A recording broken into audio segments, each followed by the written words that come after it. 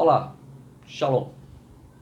Eu sou o Jorge Frei, escritor, pesquisador e quero compartilhar com vocês coisas bem interessantes, histórias interessantes que eu fui desencavando, que eu fui descobrindo enquanto fazia a pesquisa, estou fazendo ainda, ela não acabou, sobre a história da minha família, a família de judeus alemães, judeus Ashkenazim, da Europa Central, e eu fui buscando informações presenciais, eu fui até a Europa e visitei a cidade onde minha família morava, que chamava-se Breslau na época, e que depois da Segunda Guerra Mundial essa fronteira mudou e se transformou em Polônia. A cidade é a mesma, só que agora fala-se polonês, está dentro do território polonês, mas a cidade continua historicamente a mesma. E foi muito prazeroso, eu pude visitar a casa da minha família, o rio Oder, que é o rio que corta a cidade e que tem um protagonismo enorme nessa história. Mas coisas muito interessantes. A história começa lá em 1749. Pois é, fui buscar um passado que estava bem enterrado, mas pronto para vir à tona. E tem coincidências históricas e coisas bem pitorescas, únicas, singulares. Por exemplo, a história da minha família cruza com a lista de Schindler. Quem não assistiu o filme magnífico de Spielberg, A Lista de Schindler, que se eu não me engano é de 92. Nesse filme ele conta a história de Oskar Schindler, que era o empresário alemão que tinha lá nas suas fábricas operários judeus e que ele começou uma transformação com o convívio com o nosso povo e acabou entendendo todo o contexto do Holocausto que estava acontecendo. Spielberg, para fazer esse filme, ele pesquisou as histórias dos sobreviventes da lista de Schindler. Só que, quando ele percebeu a grandiosidade, a riqueza de testemunhos de outros sobreviventes do Holocausto, ele do próprio bolso bancou equipes de jornalistas pelo mundo inteiro e eles saíram em busca dos sobreviventes do Holocausto e por um acaso, uma felicidade, o Eterno ajudou nisso, ele encontrou ainda vivo, aqui no Brasil, o irmão caçula do meu pai, já velhinho, já pouco antes de morrer, e foi registrado em vídeo para o Instituto Spielberg a história da minha família. Então, na minha pesquisa, eu consegui contactar com o Instituto, eles me mandaram dois DVDs com essa narrativa tão rica, que foi muito importante para que eu desse mais lastros, mais detalhes a uma pesquisa que mexi nos arquivos lá de Breslau, os arquivos públicos, pesquisas pela internet, documentos da Gestapo, foi muito interessante. Mas eu disse que a história começa em 1749, com meu bisavô, Adolf Frei. Pois é, eu tenho uma, uma, uma longa timeline que começa em 1912, quando meu pai nasceu, Karl Frei, filho de Georg Frei, o mesmo nome que eu recebi. E Georg Frei, meu avô, nasceu em 1875. Então, imagina, só duas gerações, de 1875 até 1964, quando eu nasci, você tem aí muitos anos, 152 anos, se eu não me engano, de histórias muito poderosas. Mas me exclua, eu não sou a parte interessante dessa narrativa.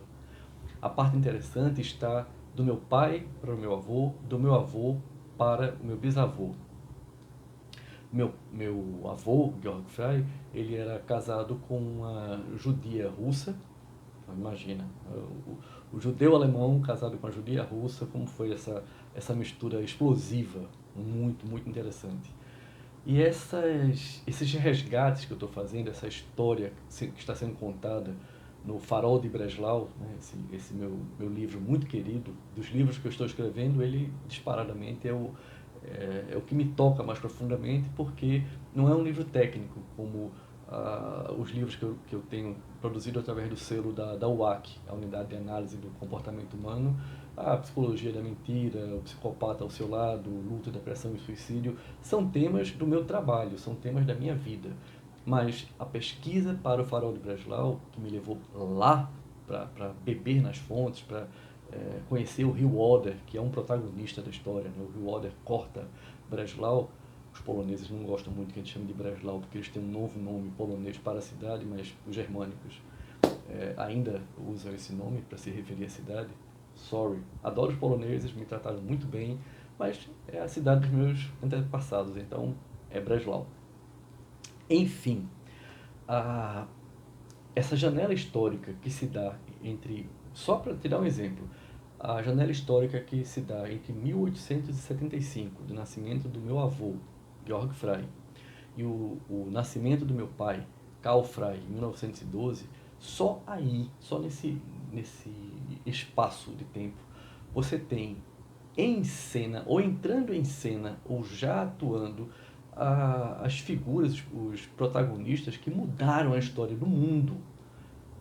De Nietzsche a Freud, a Hitler, a Einstein, a Chaplin, a Hannah Arendt, você tem uma constelação de pessoas boas e más, você tem gente demoníaca, né? O próprio Hitler, a Stalin, Lenin, toda essa gente que destruiu ou remodelou a humanidade através da marca da maldade que eles deixaram.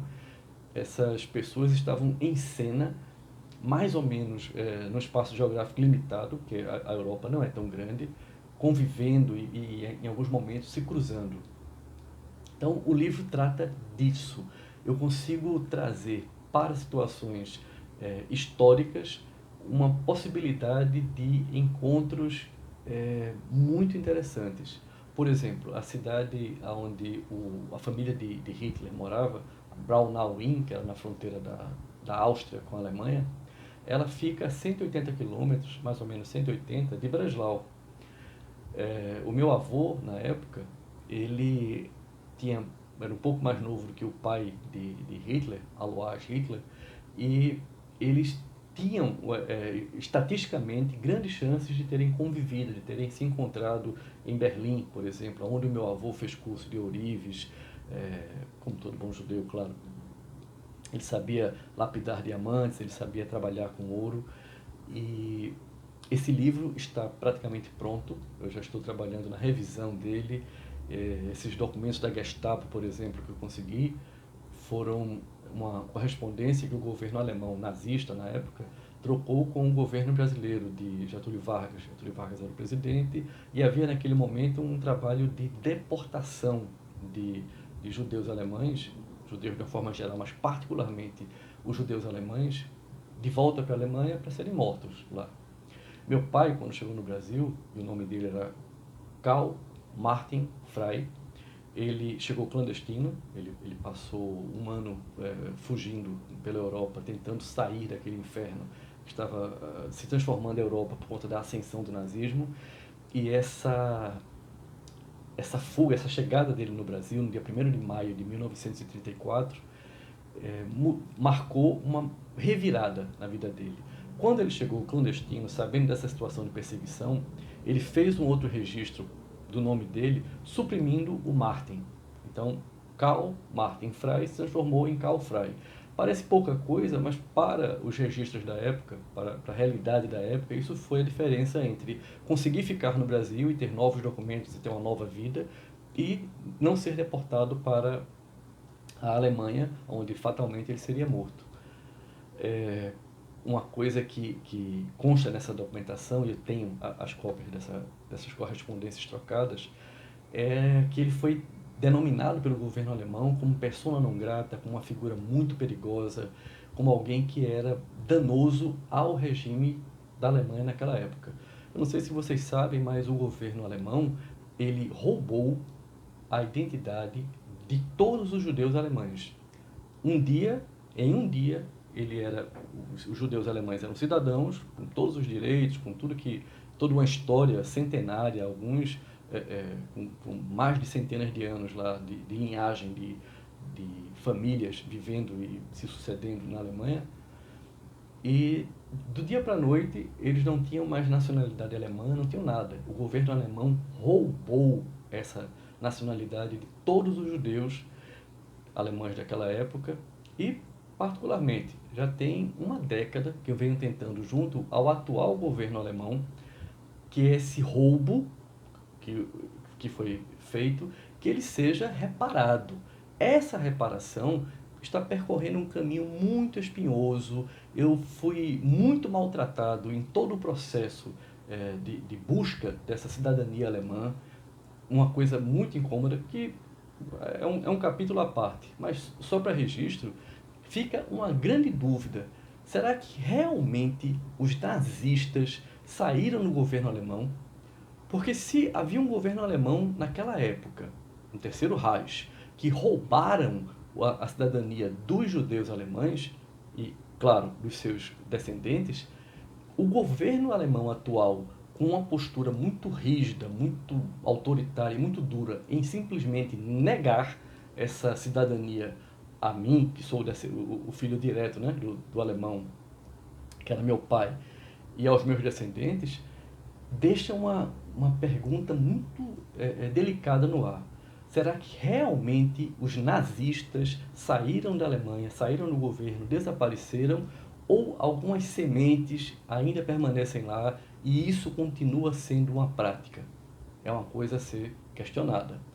Mas enfim, voltando à história, que é muito mais interessante do que essa tragédia, eu não quero, no meu livro, em Farol de Breslau, contar mais uma história de judeus perseguidos e judeus que foram massacrados pelo Holocausto. Já existe muita literatura, muitos filmes, muitos documentários, muitos registros sobre isso.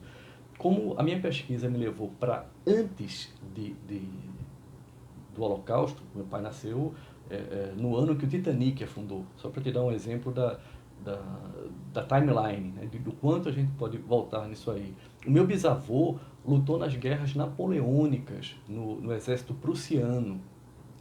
Então tem toda uma convivência com esses personagens históricos, essas licenças históricas, onde eu consigo colocar em encontros essas figuras que marcaram a história, redefiniram o mundo e a minha família. Isso torna a narrativa muito mais dinâmica, muito mais interessante, muito mais rica de possibilidades e tudo indica que agora, na virada de 2019 para 2020, eu já tenha definido aí toda a estrutura do livro, capa, conteúdo, diagramação, revisão, tudo isso, e ele esteja pronto para ser publicado. Eu vou manter vocês informados em relação a esses progressos.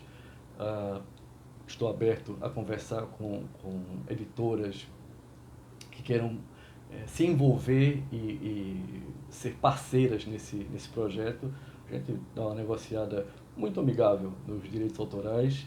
Mas, enfim, o que eu vou apresentar para vocês, e aí eu me comprometo em trazer drops, né? Pequenas, uns aperitivos do que são essas histórias contadas, esses resgates históricos que foram feitos, em pedacinhos dos capítulos, para que vocês se deliciem, para que vocês saibam o que é que vai estar esperando por vocês em breve, ok? Muito obrigado por sua atenção, que seja leve a sua jornada e shalom.